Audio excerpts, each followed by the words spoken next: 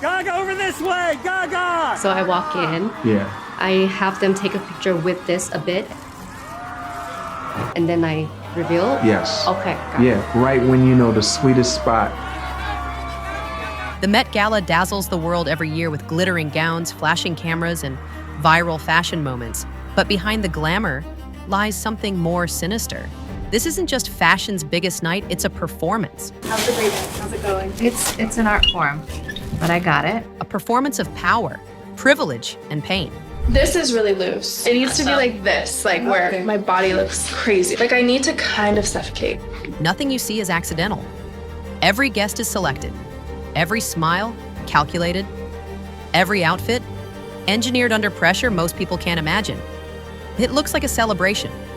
But in reality, the Met Gala is a pressure cooker where beauty is manufactured. Bodies are controlled, and visibility comes at a cost.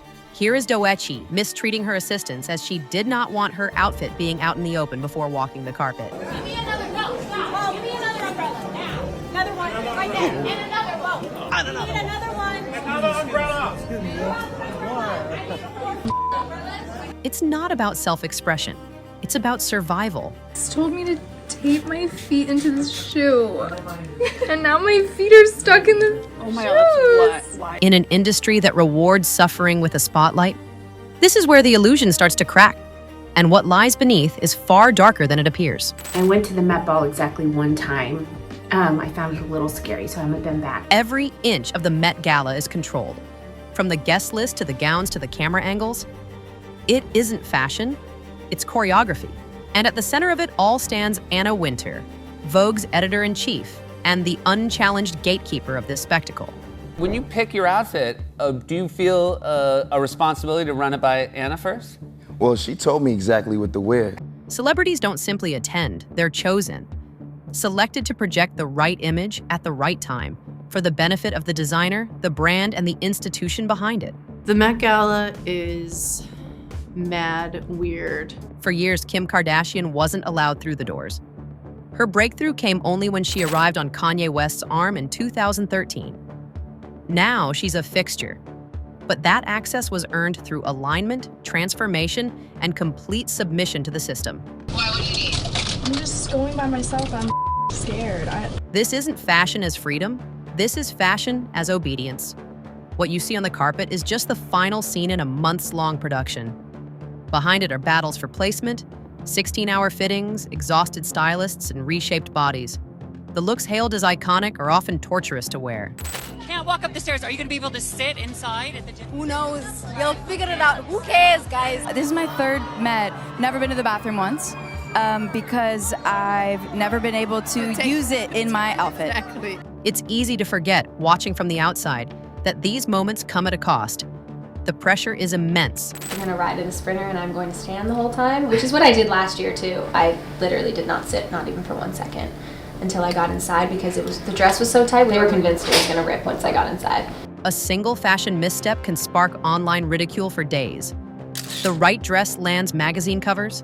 The wrong one erases you. Even the interactions are scripted. Celebrities are told when to arrive, who to pose beside, how long to hold the moment. The red carpet is a stage for executing media strategy. What was the inspiration for tonight? I think, Jeremy it's a big group of us, so he is obviously the king of camp, and he, decided to put us all in the looks that fit us best, and I think this one fit me the best. A lot of diamonds, a lot of skin. I'm looking forward to finding out what happens inside because no one knows really unless you've been invited. So. And once inside, many describe the experience as underwhelming. Former attendees have called it claustrophobic, joyless, even miserable. All that pain, all that pressure for a single night and a single photo. It was definitely a lot of pressure. I really didn't want to be blonde that night, but then Donatella said that it was an absolute must, and I'm just like, of course, can't let her down. But the most valuable currency at the Met Gala isn't the dress, it's the attention. A viral image can resurrect a career, reignite a brand, or signal a political alliance. It's not the outfits that matter, it's the story they're designed to tell. And often that story is a lie. If this is fashion's highest temple, then we have to ask, what exactly are we worshiping? For most people, getting ready for a big night means choosing an outfit, maybe getting a haircut or doing a skincare routine. But for Met Gala attendees, preparation begins weeks, sometimes months in advance. Because at the Met Gala, looking effortless requires effort. Extreme, punishing, relentless effort. It's like leather and armor at the same time. It has scales. I don't know, dude, but Yeah. I'll tell you what, homegirl was sweating. How did you get here? Were you standing up in a van? We had a party bus, and I was standing in the middle for about 35 minutes, yeah. Let's start with Kim Kardashian. In 2022, she shocked the world by wearing Marilyn Monroe's original Happy Birthday Mr. President dress, a fragile, historic garment tailored for someone with completely different proportions. To fit into it, Kim claimed she lost 16 pounds in 3 weeks. She called it a challenge. Vogue called it dedication. The truth? It was glorified starvation. Her crash diet was celebrated as a transformation, when really it sent a toxic message to millions that beauty must be forced. I'll feel so snatched I won't even be able to communicate to you. And Kim wasn't done. Later that year, she returned in a metallic corset so tight, fans joked she'd had ribs removed. Her waist appeared impossibly small, sparking viral debates about body modification, surgery, and just how far was too far. Does it look crazy? Oh my God, really? Was the pain worth it? Absolutely. Celebrities are applauded for pushing their limits, but few talk about what happens when those limits break. Wait, you had to lose 16 pounds to fit into the dress, which I don't know where you found 16 pounds. You know what, I looked at it like a roll, and I really wanted to wear this dress, and I'm down 21 pounds now. Wow. I'm not trying to lose any more weight. Wow.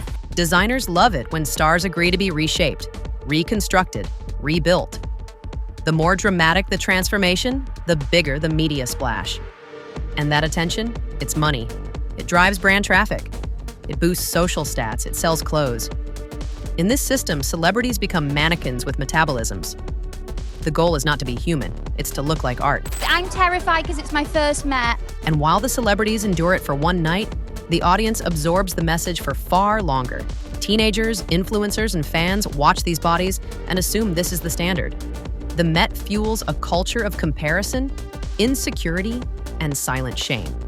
Because no matter how tight the corset, how brutal the diet, how painful the transformation, if the photo goes viral, it was all worth it, right?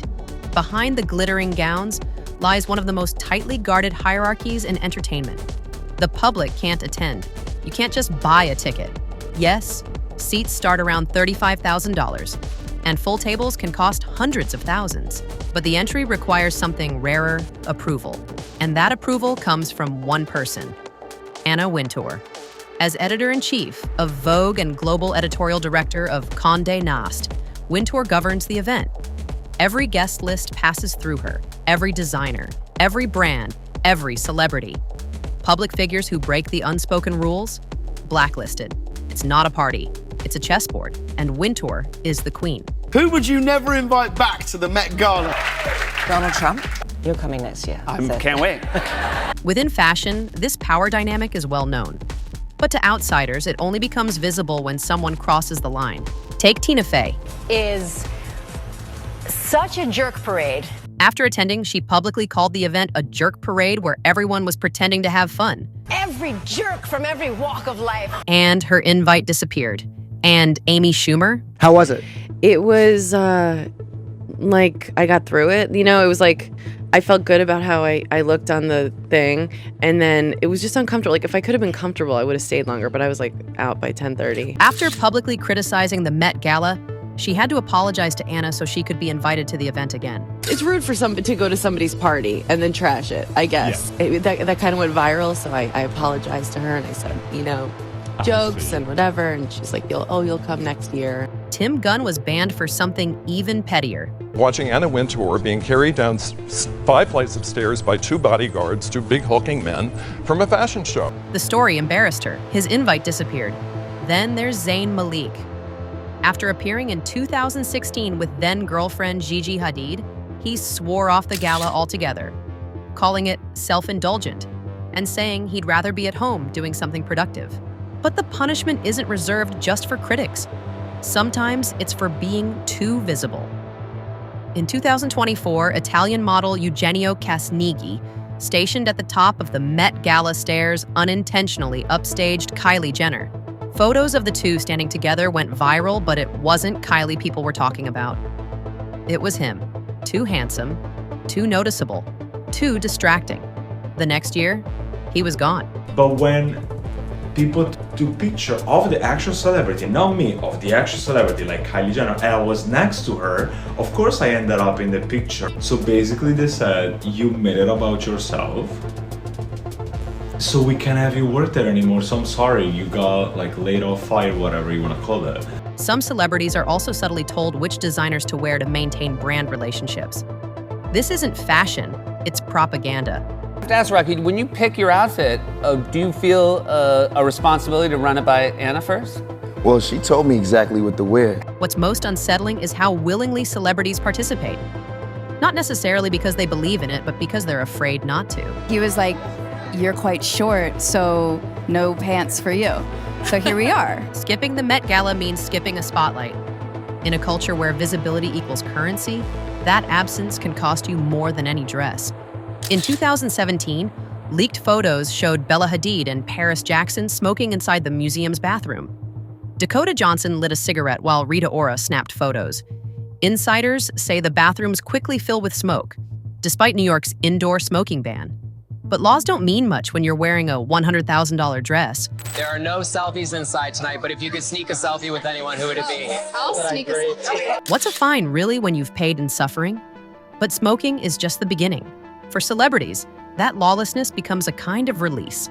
After months of crash diets, fittings, media coaching, and corsets too tight to breathe in, the bathroom is where they finally exhale, sometimes literally. In 2021, Congresswoman Alexandria Ocasio-Cortez wore a borrowed tax-the-rich gown and was investigated for ethics violations. The message was radical, but the price of that message was scrutiny. She faced inquiries for unpaid services, styling perks, and accepted gifts. The very same perks most celebrities receive with zero blowback. That's the real double standard. Those who serve the system are protected by it. Those who challenge it, even symbolically, are punished. The Met Gala loves a theme. Each year, the entire event is framed around a single concept usually tied to the Costume Institute's exhibition. In 2025, the theme was Super Fine, Tailoring Black Style, a tribute to Black dandyism inspired by icons like André Leontale, the Sapirs of Congo, and the Harlem Renaissance. Janelle Monáe, Lupita Nyong'o, and Lauryn Hill embodied the theme with tailored looks rich in symbolism and soul. Andre 3000 arrived with a grand piano strapped to his back, a visual metaphor for the burden of carrying Black culture. These weren't just outfits, they were statements, but many others missed the mark entirely. Some ignored the theme, and one moment eclipsed the rest.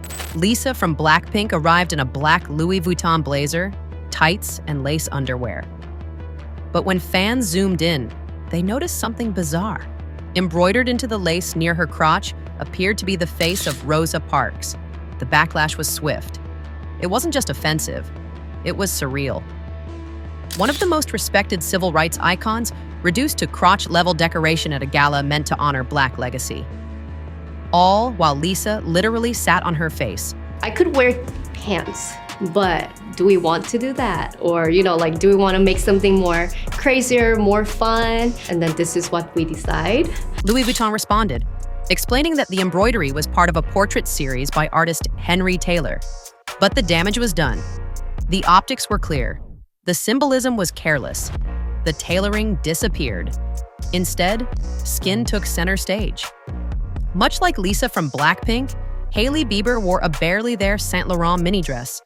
Cynthia Erivo, Charli XCX, and others followed suit, or more accurately, unsuited. But it was Sabrina Carpenter who drew the most attention. She walked the carpet in a burgundy Louis Vuitton bodysuit with a dramatic train. No pants, just platform heels and a story waiting to be told. Sabrina Carpenter's outfit wasn't just a fashion choice. It was a moment. 1 year after she debuted on those same steps with Barry Keoghan, she returned solo, newly single, and determined to dominate the feed. He arrived separately. The two never spoke. But the internet spoke for them, zooming in, analyzing expressions, inventing subtext. The story wasn't about design. It was about drama. What began as a night meant to honor centuries of Black sartorial history instead became a viral showcase of lingerie-inspired shockwear. The exhibit may have spotlighted Black culture, but few asked how many Black designers were actually featured. The profits still flowed to Vogue and the Metropolitan Museum of Art. This is the danger of turning culture into costume. It reduces lived experience to embroidery, sequins, and spectacle. In a post-algorithm world, going viral has become the real dress code. And what generates engagement isn't historical nuance, it's bare legs, breakups, and boldness. While the gala claimed to honor the craftsmanship and cultural significance of Black tailoring, the most shared images were of celebrities who ignored it entirely, and in doing so, they proved the Met Gala's real theme: attention at all costs. Every year, like clockwork, the same spectacle unfolds. The red carpet rolls out, cameras flash, celebrities pose, and millions of us stop what we're doing to watch. Not because we care about museum funding, not because we're deeply invested in costume design, but because the Met Gala has become something bigger and darker than a fashion event where everyone is a fashion expert and style critique. The Met Gala is where fantasy and power collide. It shows us the people we idolize at their most adorned, their most elevated, their most unreachable. We want to believe that beauty means something and that perfection is possible. But beneath the sequins, the truth seeps through. It lets us play along, even as outsiders, to judge, to admire, and pretend we're part of it by engaging with it. We repost the photos, we mock the misses, we praise the risks, we make memes of the worst dressed and worship the best. We talk about themes and hidden meanings. And we do all this knowing, deep down, that it's a game which is rigged, polished, and performed. But like any good performance, it relies on the audience to keep clapping. And we do. Because it's easier to look at a diamond corset than to ask why someone's starving to wear it. So maybe the darkest truth of the Met Gala isn't what it reveals about fashion or fame or influence. Maybe it's what it reveals about us. And as long as the cameras keep flashing and the gowns keep glimmering, we'll keep clapping. Not because we're fooled, but because deep down, we want to be. This is humanity. Thank you for watching today's episode. Subscribe for more deep dives into such content.